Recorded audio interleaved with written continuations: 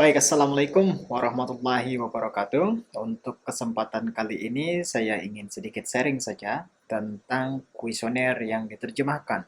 Pertanyaannya begini, kalau saya menerjemahkan kuesioner, apa perlu saya uji konten, konstruk, dan reliabilitas?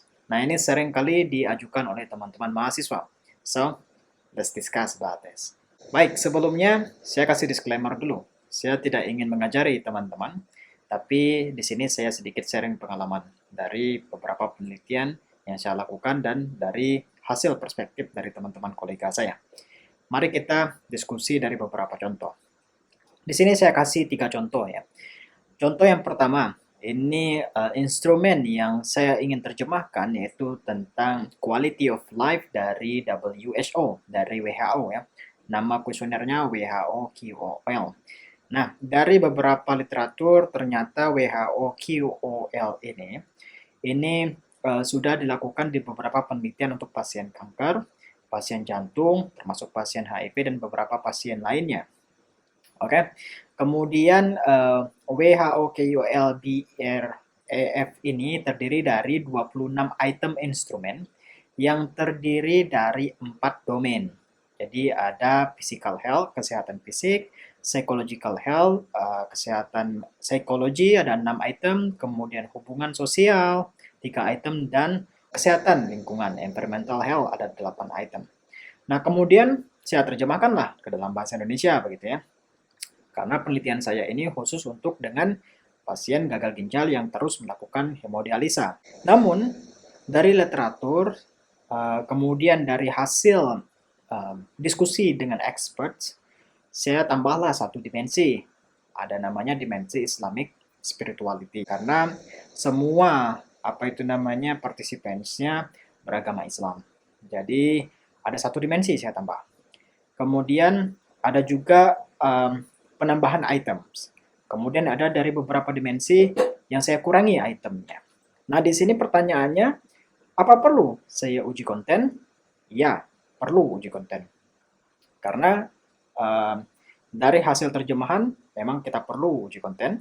Kemudian dari hasil penambahan dimensi dan hasil pengurangan dan penambahan item, itu perlu juga uji konten. Oke. Kemudian pertanyaan kedua, apakah perlu saya uji konstruk? Tentu saja perlu, karena ada penambahan dimensi di sini. Oke? Karena tidak sesuai dengan dimensi dari original instrumennya. Kemudian item pun juga sama, karena ada penambahan atau pengurangan item. Tentu saja ini akan merubah isi atau merubah konstruk dari instrumen itu sendiri. Kemudian tentu saja setelah semuanya valid untuk konten dan konstruk, kita lanjut ke uji reliabilitas. Oke? Ini untuk contoh yang pertama. Kemudian bagaimana contoh yang kedua? Contoh yang kedua, misalnya saya ambil instrumen tentang NHS Leadership Kompetensi. Ini kompetensi kepemimpinan berdasarkan dari NHS dari UK ya. Nah, di sini ada 7 dimensi. Ada personal quality, ada working with others, ada managing service, sampai delivering the strategy.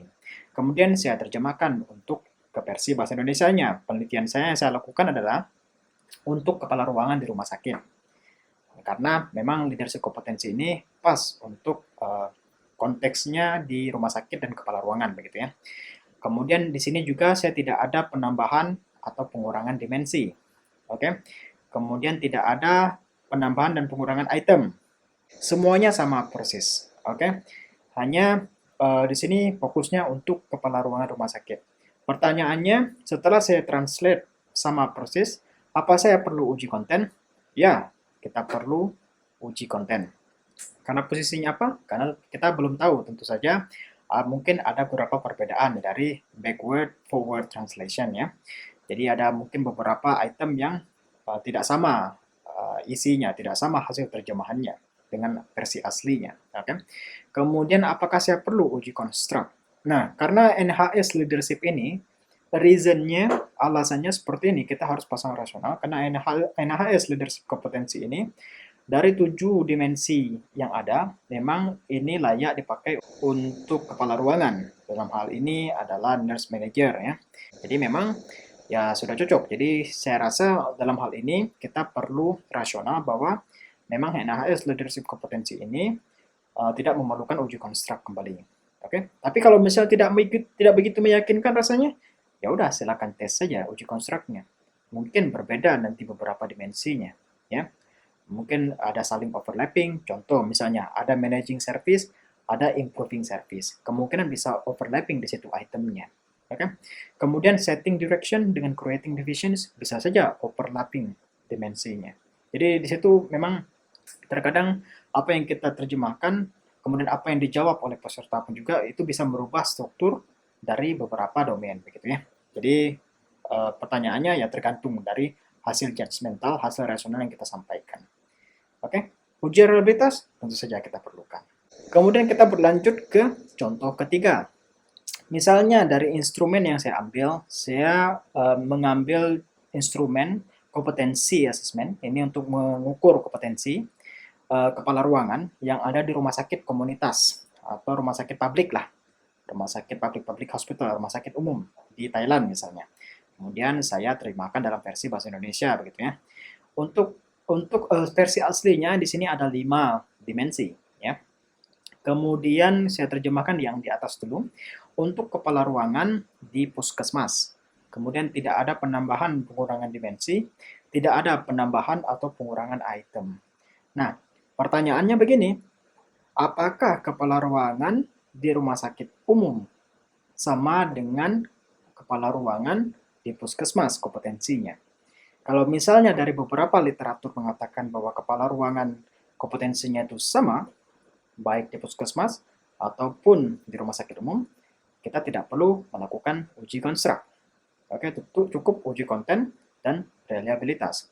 Namun, jika hasil literatur bahwa di puskesmas di Thailand itu tidak ada, maka dari itu kita perlu uji konstruk. Apa betul-betul memang sesuai kompetensi kepala ruangan yang ada di rumah sakit umum dan di puskesmas. Oke? Atau ada juga beberapa literatur yang menyampaikan bahwa rumah sakit umum di Thailand dengan di Indonesia ya jelas berbeda, apalagi dengan puskesmasnya. Maka dari itu perlulah uji konstruk. Setelah selesai uji konstruk dan uji konten, lanjut reliabilitas. Oke, kita lanjut yang ke bawah. Kita terjemahkan untuk versi bahasa Indonesianya untuk kepala ruangan di rumah sakit swasta. Oke, tidak ada penambahan dimensi dari 5 domain tadi. Oke, namun ada penambahan item di beberapa dimensi.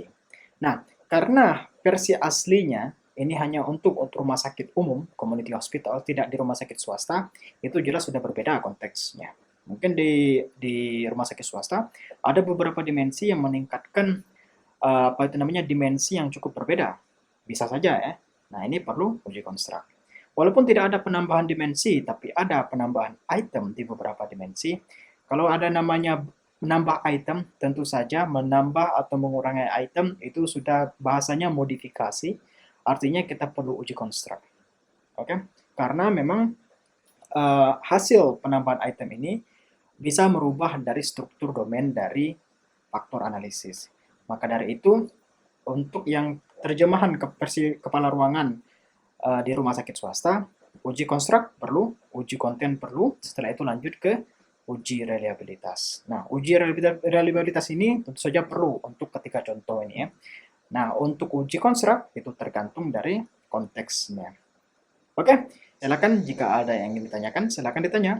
Mari kita diskusi bersama-sama. Terima kasih sudah menonton. Assalamualaikum warahmatullahi wabarakatuh.